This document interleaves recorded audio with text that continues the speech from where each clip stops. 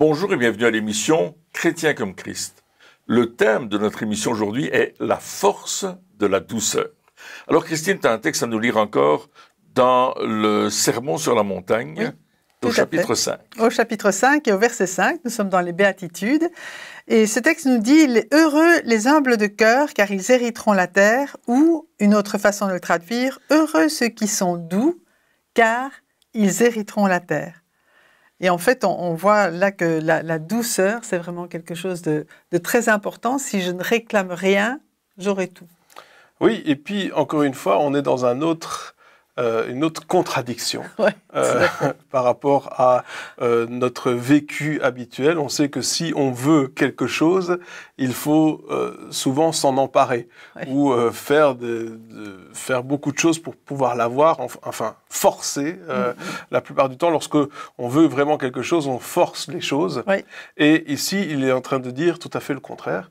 Il est en train de dire « Heureux ceux qui sont doux ou humbles de cœur », ça veut dire ceux qui ne forcent pas, qui laisse faire, qui n'attaque pas, parce que aussi dans ce temps-là, c'était pour avoir la terre, une terre, il fallait conquérir la terre, et donc il fallait attaquer, il fallait essayer d'avoir les choses. Et là, ici, on voit totalement l'inverse, c'est « je suis doux et du coup, je vais hériter de la terre ». Alors, comment ça marche ? Pourquoi ? Qu'est-ce qui se passe ? Mais on revient toujours à Jésus, qui lui-même était doux et humble de cœur, c'est ce que la Bible dit. Il était doux et humble de cœur, et lorsqu'il était sur la terre, il a démontré ce que ça voulait dire être doux, être humble. Ça ne veut pas dire être faible non plus dans certaines déclarations. Il a fait certaines déclarations très fortes, mais d'un autre côté, il a amené la réalité du royaume de Dieu à travers ses paroles et l'exemple vécu de douceur, de gentillesse, d'humilité dans lequel il est en train de servir. Et on voit ça. D'être doux et humble, c'est aussi avoir ce cœur de serviteur, servir les autres, servir ceux qui nous entourent, quelle que soit la situation. C'est aussi, comme tu disais tout à l'heure, répondre avec douceur, peut-être à des gens qui vont nous agresser ou peut-être à des situations qui sont difficiles. Et là, on va vivre avec cette humilité, cette douceur, cette gentillesse qu'on va apporter autour de nous. En fait, Jésus n'a rien revendiqué. On dit que même, il aurait pu dire « je suis roi, je revendique le titre », mais il n'a rien revendiqué. Il est venu vraiment comme un serviteur, cette humilité de serviteur. Et on vit dans un monde, effectivement, qui revendique, qui dit « j'ai droit à ceci, à cela ». Et là, il nous dit, mais si votre attitude, elle est de faire confiance à Dieu, parce qu'en fait, c'est pas être doux en attendant que ça se passe, c'est vraiment parce que notre confiance, elle est dans le Seigneur qui lui-même prend soin de nous, qui nous garde et qui a que des bonnes choses pour nous. Et en faisant confiance à Dieu que de cette manière, on n'a pas à revendiquer parce qu'on sait que lui-même d'abord prend soin de nous ici, et puis c'est notre foi qui va hériter la terre en même temps. Donc c'est intéressant, moi je pensais justement, tu parlais de Jésus, Jésus lorsqu'il a été arrêté, etc., il est dit qu'il aurait pu appeler à n'importe quel moment une armée d'anges pour qu'ils viennent le délivrer, le secourir, et il ne l'a pas fait. Et donc, ce serait peut-être, on pourrait dire aussi, c'est comme avoir du pouvoir, mais ne pas l'utiliser. Oui. Avoir, quelque part, on aurait le droit de le faire, on pourrait le faire. Des fois, on attend d'avoir, quelque part, un pouvoir spirituel, en disant, ben voilà, maintenant, je sais qu'au nom de Jésus, j'ai cette autorité-là, j'ai cette autorité-là. Et dès qu'on peut, on essaye de prendre l'autorité ou de démontrer l'autorité que nous avons. Alors que, si on regarde l'attitude de Jésus, il avait cette autorité-là, mais il ne l'a démontré que lorsque c'était nécessaire. C'était pas pour prouver quoi que ce soit. C'était pas pour montrer, regardez, c'est moi, je peux tout faire. Et parce que s'il avait cette attitude, qui n'est pas une attitude d'humilité, mais d'orgueil, eh bien, il aurait succombé à la tentation d'appeler une armée d'anges. Lorsqu'il a été arrêté. Parce qu'il aurait voulu démontrer, attendez, vous savez qui je suis ? moi je suis le fils de Dieu, Dieu lui-même, attends, je vais démontrer qui je suis, je vais appeler une armée d'anges. Et il l'aurait fait. Et des fois, on a cette attitude-là en disant, et où on fait face à des problèmes et on se dit, tu vas voir toi, je vais appeler des trucs sur toi, je vais utiliser mon autorité pour faire ce que j'ai envie de faire quelque part, pour prouver qui je suis. Et la douceur et l'humilité, c'est justement l'inverse. C'est de dire, j'ai pas besoin de prouver quoi que ce soit. J'ai pas besoin de dire, d'appeler une armée d'anges. Je sais, comme tu dis, j'ai la foi, je sais que Dieu, il va s'occuper de cette chose-là. Il m'a dit, tu restes calme, je reste calme. Et c'est ça aussi un petit peu cette attitude. Oui, tout à fait. Notre force, elle est dans le calme. Notre force, elle est dans le fait que le calme, c'est quoi? C'est pas tout d'un coup dire je suis paralysé, je peux pas le faire. Non, non, c'est faire une confiance totale que toute grâce excellente et tout don parfait, c'est ce que dit Jacques d'ailleurs, descend du Père des Lumières, dans lequel il n'y a ni ni changement, ni ombre de variation. Et ça veut dire j'ai une confiance totale que Dieu a la situation en main. Et parce que la situation est dans ses mains, je vais lui faire confiance et je ne vais pas commencer à m'énerver, à me plaindre, à crier, à ne pas être content, être fâché. Je vais dire, écoute Seigneur, je te fais confiance. Et je déclare que toi-même, tu vas solutionner la situation. Ouais.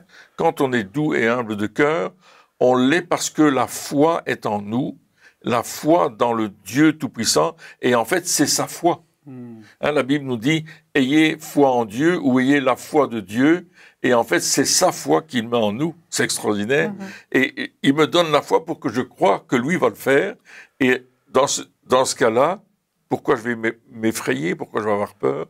Il est avec moi, il me conduit. Oui, et dans ce verset que tu citais tout à l'heure, c'est dans le calme et la confiance que sera votre force. Et là, il y a vraiment cette paix aussi dans notre cœur. Et la force, elle est aussi dans la paix que Dieu donne. On arrête de s'énerver, on arrête de stresser, on arrête de faire, d'avoir peur aussi en même temps des circonstances. C'est pas toujours facile. C'est pas facile. C'est pas facile, mais c'est aussi un choix. Est-ce que je vais est-ce que je vais essayer de me défendre? Est-ce que je vais faire comme si j'avais un pouvoir? Même si j'en ai un, je pourrais faire des choses. Ou bien est-ce que je vais laisser simplement la paix de Dieu venir en moi parce que lui travaille pour moi. Et parce que, je n'ai pas à craindre quoi que ce soit. Mon but ici, c'est vraiment cette douceur, cette humilité, encore une fois, de ne rien revendiquer. En plus, ce qu'il y a sur cette terre, même si on revendique quelque chose sur la terre, on va le laisser. Alors que si on garde la paix, la foi en Dieu, il nous promet un héritage. Ils hériteront la terre. Parce qu'on n'a rien réclamé ici. Oui, c'est ça. Et deux choses. Une des choses pour être équilibré, c'est que, évidemment, Jésus a utilisé l'autorité. C'est pas que on n'est pas en train de dire ne faites jamais rien, ne dites jamais rien. C'est pas du tout ça. Jésus a utilisé l'autorité lorsque Dieu lui montrait de le faire. Mais jamais pour prouver quoi que ce soit, jamais pour essayer de se défendre, jamais pour... Il a utilisé avec sagesse, on va dire ça comme ça, et sans orgueil, mais toujours avec humilité. Ça c'est la première chose. Et la deuxième chose, comme tu viens de le dire, la promesse qui est liée à cette douceur et cette humilité, elle est quand même extraordinaire. Il parle d'hériter la terre. Hériter la terre, c'est quand même... c'est un héritage, c'est une possession, c'est quelque chose que on peut avoir. Moi, quand je vois aussi hériter la terre, on parle pas de biens matériels, mais on parle quelque part d'une autorité sur un territoire. C'est ça la terre. C'est un territoire. Lorsqu'on possède des terres, eh bien, sur les terres que nous possédons, on fait ce que l'on veut.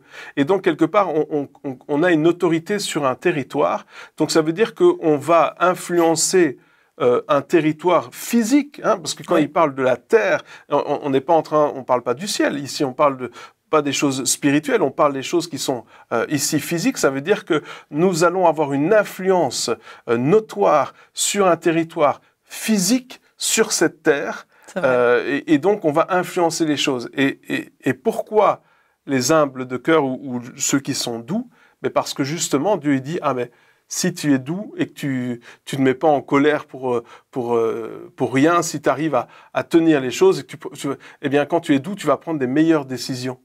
Et donc, je vais pouvoir te faire confiance avec des choses parce que tu vas pouvoir influencer. Je vais pouvoir te faire confiance pour ces choses-là sans que tout d'un coup, tu essayes de forcer le passage ou essayer d'avoir les terres de quelqu'un d'autre ou essayer de... Tu vas rester doux, tu vas rester humble, et tu vas avoir cette bonne attitude. Et si tu as une bonne attitude, je vais pouvoir te faire confiance avec des choses qui sont physiques. Oui, et ça démontre une dépendance totale de Dieu. Je dépends de Dieu, je crois que Dieu va le faire. Et ça me fait penser à la prise du pays de Canaan par Josué, qui est arrivé. Il avait confiance que Dieu allait lui donner le pays.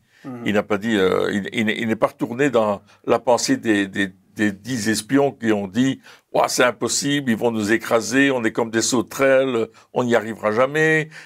Ils ont commencé à avoir ces pensées-là et ces paroles-là. Mais Josué a dit « Non, on va y aller. Dieu nous a donné le pays, on va y aller ». Alors il a dû attendre 40 ans pour le faire, mais on peut dire qu'il était patient. Et je pense que ça fait partie aussi de la douceur et de l'humilité. C'est à un certain moment, on est patient. On attend que la chose que Dieu a promis se déroule devant nos yeux. Oui. Et bien sûr, il a dû prendre le pays. Ça, c'est oui, mais même si, par exemple, on pense à la prise de Jéricho, les 6 premiers jours, c'était dans le silence. Absolument. C'était dans la douceur, quelque part. Il n'y avait aucune agressivité, quelle qu'elle soit. C'est vrai. Et pourtant, ils ont pris la ville. Mais ça a commencé avec une douceur, donc c'est intéressant quand même de voir ça. Oui, avec une douceur, et même le 7e jour, ça continue avec la louange et avec la confiance en Dieu. C'était même pas des armes normales, mais ils ont pris, effectivement, ils ont pris le pays. Et j'avais quelque chose à dire. Oui, l'importance de la douceur et de l'humilité aussi, c'est aussi par rapport aux autres. C'est important parce que quand tu disais que Jésus, il avait pris son autorité, mais c'était toujours en faveur des personnes qui l'entouraient, des personnes qui étaient dans le besoin. Comme tu dis, c'était jamais pour lui, mais c'était quand même pour démontrer le royaume de Dieu et l'amour de Dieu vis-à-vis des autres. Et l'humilité, c'est un peu ça aussi, c'est je me retire, mais le but, c'est d'élever les autres, c'est de servir, devenir un peu comme un serviteur, comme Jésus est venu comme un serviteur, de servir les autres, de les élever, de ne pas me prendre pour plus que je ne suis. Et ça, c'est l'humilité, et ça donne de la douceur, parce que, de nouveau, je ne vais pas regarder d'en haut, je ne vais pas essayer d'écraser, je ne vais pas utiliser la force, mais par la douceur, je peux élever et relever ceux qui m'entourent. C'est vrai ce que tu dis, parce que dans l'attitude de Jésus, pourtant il était Dieu, pourtant il était roi, mais il s'est mis au niveau de tout le monde. Et il a marché avec les gens sur la terre, en Israël, il a marché là sur cette terre d'Israël, comme tout le monde, comme tous les rabbins faisaient à l'époque. Il a marché comme eux, avec des disciples qui le suivaient. Et c'était extraordinaire, parce qu'il n'a pas dit « Ouais, je suis plus haut que vous. » Non, je fais ce que je dois faire au Père. Je suis dépendant. J'ai cette humilité de croire que lui va me donner les directions à accomplir. Il y avait toute cette relation-là, et on la trouve dans...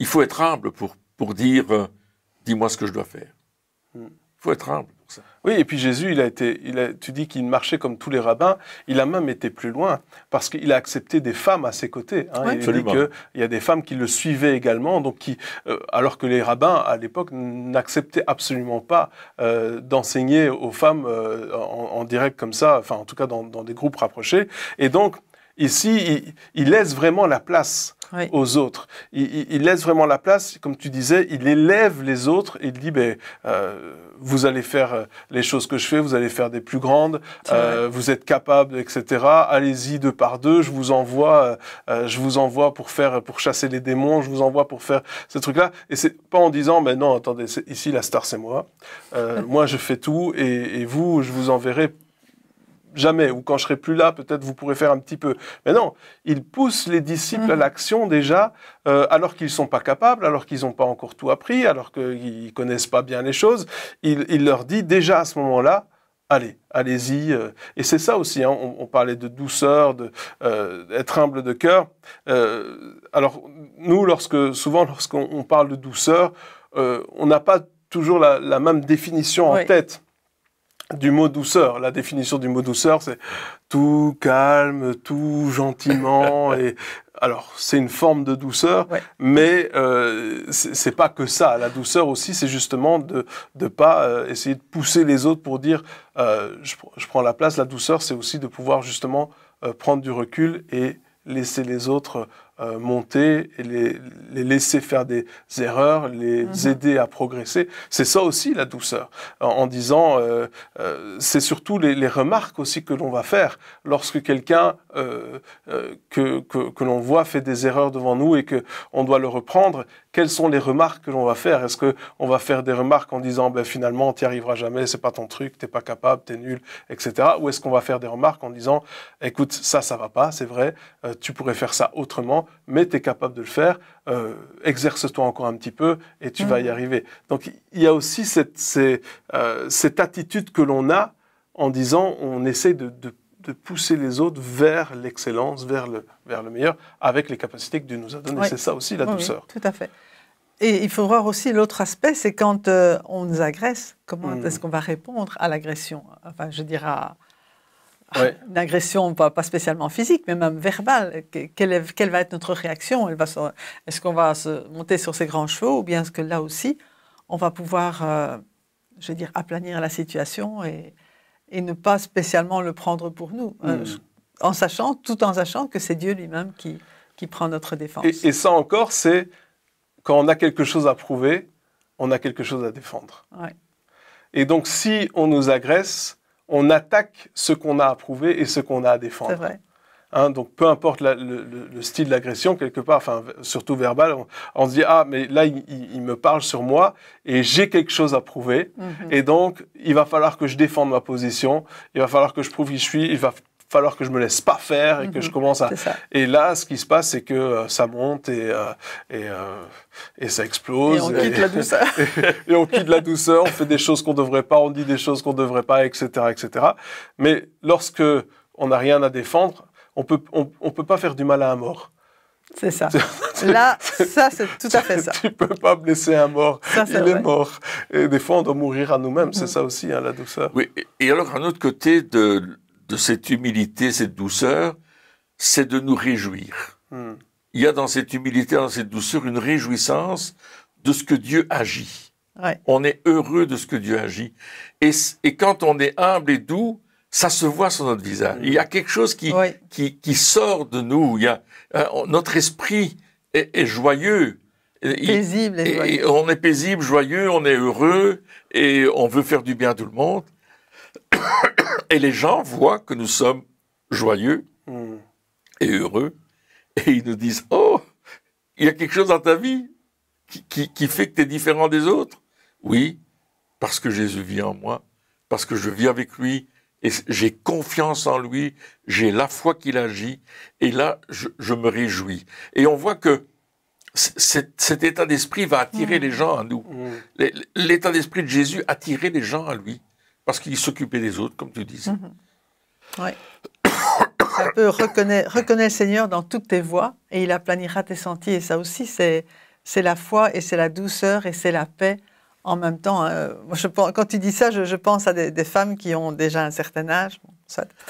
Et puis tu les vois, même sur la rue, tu vois la paix et la douceur sur leur visage. C'est vraiment extraordinaire. Elles ont passé leur vie, je dirais, avec le Seigneur, mais tu vois, il y a un rayonnement qui vient et qui est là. Oui, qui attire, c'est vrai. Absolument, et ça va encore plus loin parce que avoir cette attitude de douceur, ça nous permet de même régler des conflits. C'est-à-dire qu'on arrive dans des moments où il y a des situations qui sont conflictuelles, et parce que justement, on n'a rien à prouver pour nous-mêmes. C'est-à-dire que quand on veut régler une situation problématique et que nous déjà, il faut qu'on se défende et qu'on prouve qui on est, eh bien, on va écraser les autres et on va pas régler les problèmes. On va amener encore plus de problèmes. Mais par contre, lorsqu'on a cette attitude de douceur et d'humilité et qu'on n'a rien à prouver, on va aider les autres à avoir la même attitude que nous. C'est ça. Donc, et lorsque plus personne dans un conflit n'a rien à prouver, eh bien le conflit disparaît. Les conflits, ils viennent justement de cette attitude où on doit absolument dire non, c'est moi qui ai raison, c'est moi qui veux faire les choses, etc. Et on veut pas laisser les autres agir. Mais encore plus, donc on parlait d'héritage, eh bien, on devient à ce moment-là une personne de référence qui hérite quelque part d'une autorité. Oui. Parce qu'on sait que mais lui, on peut appeler cette personne-là. Parce que quand il y a un problème, il va pas essayer de dominer tout le monde, mais il va venir résoudre le problème. Et donc, c'est ça aussi, cette attitude de douceur, elle permet d'aider les autres et de devenir une référence, de devenir un exemple. Oui. Et cet exemple, eh bien, il peut être suivi par d'autres et puis ça continue. Oui. Donc, c'est ça aussi, l'attitude de douceur. Elle a une force, on parlait de la force de la douceur tout à l'heure, en titre, eh bien c'est ça, il y a une force extraordinaire dans la douceur qui est souvent insoupçonnée, et souvent on dit que ceux qui sont doux, ils sont faibles. C'est une faiblesse d'être c'est ce doux, qu'on dit, mais en fait, c'est tout le contraire. C'est une force. Oui. Et encore, j'avais de nouveau quelque chose à penser, oui. Mais par rapport à ce que tu disais, par rapport au jugement, en fait, dans la douceur et dans l'humilité, il y a le non-jugement. Il y a la volonté aussi de ne pas juger et de vraiment de nouveau, comme je disais tout à l'heure, d'élever la personne. Mais en tout cas, il y a cette attitude de cœur, parce qu'ici on parle de humble de cœur. C'est pas quelque chose qu'on fait, c'est pas des phrases qu'on dit oui pour paraître bien non plus, mais c'est vraiment parce que dans notre cœur il y a cette douceur, il y a cette reconnaissance de l'amour de Dieu, il y a ce désir de plaire à Dieu, mais en même temps de ne pas juger les autres et de pouvoir voir les bonnes choses chez les autres plutôt que les mauvaises. Oui, c'est ça que Jésus disait que son joug était doux et son fardeau léger. C'est-à-dire qu'à partir du moment où on le suit, parce que le joug, c'est ce qu'on mettait sur deux animaux pour qui conduisent la charrette ou la charrue, etc. Et il y avait toujours une partie du joug qui était sur l'animal le plus fort. Et Jésus, c'est le plus fort. Et il veut qu'on s'attache à lui. L'idée, l'image, c'est qu'on s'attache à lui et qu'on se laisse conduire par lui dans cette douceur. Parce qu'il dit, mon joug est doux. C'est-à-dire qu'il n'oppresse pas, il n'écrase pas. La douceur, elle n'oppresse pas, elle n'écrase pas. Elle nous conduit. Et quand il dit, mon fardeau est léger, ça veut dire que ce qu'il nous demande à faire, c'est pas trop difficile parce que c'est lui qui va le faire en nous. À travers nous et en nous. Et il nous amène dans cette douceur, dans le fait que je vais avancer petit à petit et qu'effectivement, à cause de cette douceur, cette humilité, oui, je vais hériter la terre comme il le promet parce que ma confiance est en lui. Il y a vraiment cette image de ne pas forcer. Oui. Dans ce mot douceur, dans ce passage que tu viens de dire, il y a cette image de je ne vais pas forcer. Et nous, on a souvent tendance justement à forcer, que ce soit au niveau du travail que l'on produit, que ce soit au niveau des résultats que l'on veut obtenir, des possessions que l'on veut avoir.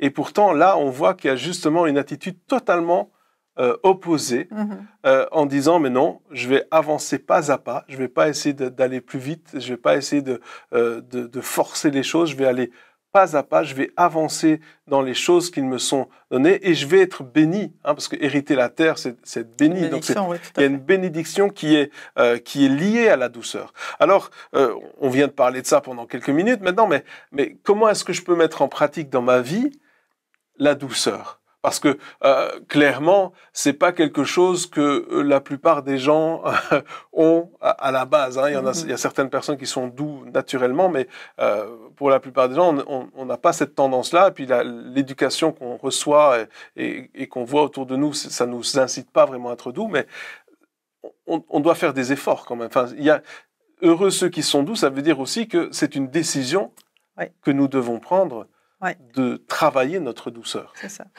C'est vrai, ça. Je crois que la première chose, c'est ce qu'on dit depuis tout le début des émissions, c'est notre relation avec Dieu, avec Jésus, parce que c'est en le côtoyant qu'on va être imprégné de sa douceur, quand on voit comment lui, il agit et qu'on désire lui plaire et qu'on sait qu'il a mis son esprit de douceur en nous. Donc tout ça commence à l'intérieur à l'intérieur de nous. Ça ne commence pas dans nos paroles, ça ne commence pas dans nos gestes, mais ça commence dans notre cœur. Et si notre cœur, il est empreint de la douceur de Jésus, ça va paraître à l'extérieur. C'est dans ce sens-là que ça se passe. Oui. Et l'apôtre Paul disait, soyez mes imitateurs comme je le suis moi-même de Christ. Et on voit que l'exemple principal, l'exemple primordial, c'est Jésus. Et on va l'imiter, on va vouloir faire comme lui, dépendre du Père, dépendre du Saint-Esprit, être conduit d'une façon surnaturelle, parce que c'est surnaturel, cette douceur dont on parle. Cette douceur-là, c'est déjà un héritage surnaturel des lieux célestes. J'ai tellement confiance en Dieu, je sais qu'il va s'occuper de moi et qu'il va donner la solution, je lui fais confiance, je marche dans la confiance. Et je fais des pas de foi. Oui. Mais je le fais non pas en forçant les choses, en disant je vais l'avoir, ça va marcher comme ça, non. Je crois, Dieu, que tu vas le faire et tu vas me donner les moyens de le faire et la façon d'y arriver et je te crois et à cause de ça, je suis en paix. Parce que la douceur est aussi avec la paix. Et avec l'amour. Oui, et puis souvent quand on force les choses, on se fait du mal, on fait du mal aux autres, et même quand on obtient ce qu'on a voulu en forçant, eh bien on se dit qu'on n'aurait peut-être pas dû l'obtenir, ou que c'était trop tôt, ou plein de choses comme ça. Donc quelque part, la douceur, ça nous permet aussi d'économiser de l'énergie qu'on dépenserait pour rien, quelque part.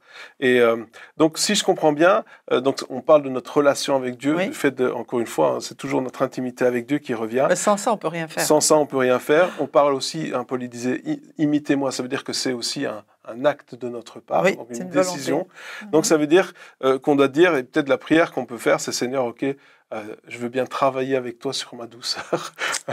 Travaillons ensemble à la douceur. Est-ce que je veux être conscient de ces choses-là? Je veux regarder mon état. Je veux dire à Dieu, sonde-moi, connais mon cœur, regarde où j'en suis et aide-moi à aller sur la bonne voie. Aide-moi à développer cette douceur parce que je veux hériter la terre que toi tu vas me donner parce que c'est lui qui nous donne la terre. C'est vrai, absolument. Et donc on va travailler ensemble et on va voir que Dieu va développer cette douceur en nous. Amen. Eh bien, chers amis, merci encore de nous avoir suivis pour cette émission. Et puis, on se retrouve très bientôt pour la suite. Au revoir.